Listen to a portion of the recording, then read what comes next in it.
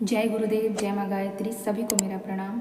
आज हम गुरुदेव के कुछ मार्मिक संस्मरण को याद करेंगे, जिसमें हम जानेंगे कि पूज्य गुरुदेव ने उपजातीय बंधन को कैसे तोड़ा।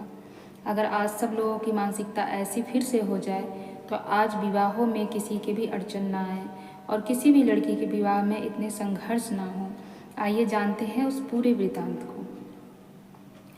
ये कहानी लीलापत जी की है। आप सबको पता है कि लीलापत जी ने गुरुदेव के लिए बहुत सारे मार्मिक संस्मरण को एक पुस्तक में संजोया है, जो कि वो उनके साथ रहते हुए अनुभव किए थे।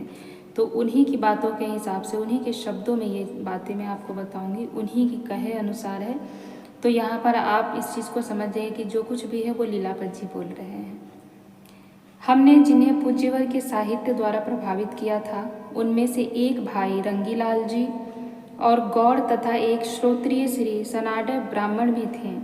एक दिन भाई श्रोत्रिय जी ने हमसे कहा, पूज्य गुरुदेव ने विवाहों के आदर्श स्वरूप में के बारे में कितनी अच्छी बातें कही हैं। यदि ऐसा समाज में चल पड़े तो हम जैसों को इन दिनों कन्या के लिए वर खोजने में जो कठिनाइयाँ आ रही हैं वो नहीं रहती। हमने उनसे पूछा, कौन सी कठिनाई आ रही है? वे बोले, कहीं घर वर अच्छा मिल जाता है तो उपजाति की समस्या आ जाती है, कहीं अपनी बिरादरी के लिए जाए तो दहेज की मांग करते हैं। हमने कहा कि समस्या का यही समाधान है कि रंगीलाल जी आपके घनिष्ठ मित्र हैं ही, फिर उनका लड़का योग्य भी है, क्यों नहीं यह संबंध कर लेते हैं? श्रोत्रिय जी बोले, सो तो ठीक है, परंतु हम सनाट्य ब्राह्मण हैं और रंगीलाल जी गौड़ ब्राह्मण हैं। हम तैयार भी हैं, किंतु हम दोनों की पत्नियां मानने को तैयार नहीं है। समाज क्या कहेगा? कैसे ऐसी परंपरा का उल्लंघन कर दें? हमने दोनों पक्षों को सहमत कराने के सब प्रयत्न कर डाले। आदर्श विवाह का स्वरूप समझाया तो दहेज न मिलने की बात परिवारजनों को खलेगी। हमने कहा, लड़का और लड़की दोनों संस्कारवान, शिक्षित और सुशील हैं, फिर यह संबंध तो हम करेंगे ही। हम समाज से लड़ लेंगे, केवल दोनों पक्ष के अभिभावक तैयार हो जाएं, बस। हमने कहा, समाज वालों से लड़ना हमारे ऊपर छोड़ दो। हमने विवाह के लिए दोनों पक्षों को सहमत कर लिया। बाकी विरोध करने वाले वृद्ध और रूढ़िवादी परिजनों ने शादी में सम्मिलित होने से इनकार कर दिया।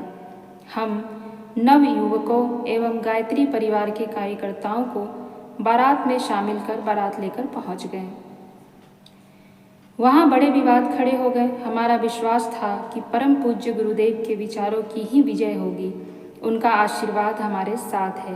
अंततः विजय हमारी हुई, अर्थात सत्य की हुई, और जन समर्थन भी हमें मिला। इन सारे प्रयत्नों में भाई द्वारिका प्रसाद जी बडेरिया का भी सहयोग रहा। उन्होंने ही गुरुदेव का साहित्य पढ़ने को सर्वप्रथम हमें दिया था। उन्हीं कारणों से ही हमने परम सत्ता को पाया। रात दिन परम पूज्य गुरुदेव के विचार घर घर पहुंचाने की धुन सवार थी। हमारी श्रद्धा निरंतर बढ़ती रही। 2 घंटा समय नित्य ही इस कार्य में लगाए बिना चैन नहीं था। पूज्य गुरुदेव ने हमेशा से ही कहा है, विवाह एक संस्कार है और विवाह में 2 परिवार सम्मिलित होते हैं। इसलिए यह महत्व रखता है कि लड़का और लड़की दोनों संस्कारवान हों, दोनों के परिवार इस बात को समझें। विवाह एक संस्कार होता है, इसमें 2 परिवारों का मिलन होता है। तो हमें इस चीज़ को ध्यान देना चाहिए। जाति क्या है? क्या किसी आत्मा की कोई जाति होती है? आत्मा की कोई जाति नहीं होती है। पूज्य गुरुदेव ने इसी पर हमें हमेशा समझाया है कि हमें शरीर नहीं, आत्मा के भाव में जीना है। आत्मा का भाव यानी आत्मा के स्वरूप को समझकर हमें ये अपना जीवन जीना चाहिए। और जब सबकी आत्मा ईश्वर का अंश है तो वहाँ जातियों का कोई बंधन नहीं होता है। पूज्य गुरुदेव ने गायत्री परिवार में जाति नामक कोई भी दीवार खड़ी नहीं की है। तो हम अगर पूज्य गुरुदेव के शिष्य हैं तो हमें पूज्य गुरुदेव के विचारों को फैलाने के लिए स्वयं का उदाहरण प्रस्तुत करना होगा। आप विवाह के लिए जब भी वर या वधू के लिए कोई वर या वधू ढूंढते हैं तो आप केवल ये देखिए कि वह लड़का और लड़की संस्कारवान है या नहीं है, उसकी आस्था ईश्वर के प्रति है या नहीं है, उसकी मानसिकता क्या है। लेकिन आप उल्टा करते हैं। आप देखते हैं कि वो किस जाति का है, उसके पास कितने पैसे हैं, और इन चीज़ों को देखने में जो मूल्यवान वस्तु है वो आप भूल जाते हैं देखना, जो हमें आजकल के विवाह को अधोगति पर ले जा रही है। तो हमें करना क्या है, हमें पूज्य गुरुदेव के विचारों के हिसाब से जो वास्तविक स्वरूप है विवाह का उसको देखना है और उसके हिसाब से विवाह संपन्न कराना है।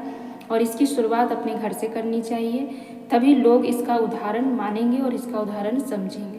और जब हम एक परिवार के हो गए, गायत्री परिवार के, तो फिर कोई बड़ा छोटा, कोई ऊंच नीच कैसे है। जिस गुरु से हम जुड़े हैं, जो गायत्री परिवार से हम जुड़े, वो हम सबका एक परिवार है और उस परिवार में हम सब एक हैं। उसमें ना कोई जाति है, ना कोई बंधन है, ना कोई ऊंच है, ना कोई नीच है। तो गुरुदेव ने ऐसी शिक्षा देके ऐसा परिवार तैयार किया है। अगर इसी परिवार के एक वर और एक वधू एक हो जाते हैं तो कहीं से भी इसमें ऊंच नीच का कोई भेदभाव नहीं होता, क्योंकि गायत्री परिवार एक धर्म है, गायत्री परिवार एक ही परिवार है, गायत्री परिवार एक ही जाति है। तो इसमें जाति का कोई बंधन नहीं है। आप भी इस बात को समझिए और जागरूक होइए। यही तो काम है, यही तो करना है हमें गुरुदेव के लिए। कब समझेंगे इस बात को। आज हमारे बहुत से भाई बहन ऐसे हैं, माताएं बहनें ऐसी हैं, जब वो इन चीज़ों के पास आती हैं तब वो गुरुदेव के ज्ञान को भूल जाती हैं। वैसे वो कहेंगे कि हम गुरुदेव के शिष्य हैं, वो कहेंगे हमें गुरुदेव के काम करने हैं, और जब गुरुदेव स्वयं उनके घर में काम देते हैं तब उस ज्ञान को भूल जाती हैं। माताएं कहती है कि नहीं, हमें तो अपने कुल में, अपनी जाति में करना है, अपने स्टेटस में करना है। तब आपके गुरु का ज्ञान कहाँ चला जाता है। आपको खुद से, अपने घर से और अपने आप से ही पहल करनी पड़ेगी, तब जाके पूज्य गुरुदेव के कार्य का विस्तार होगा, उनके विचारों का विस्तार होगा।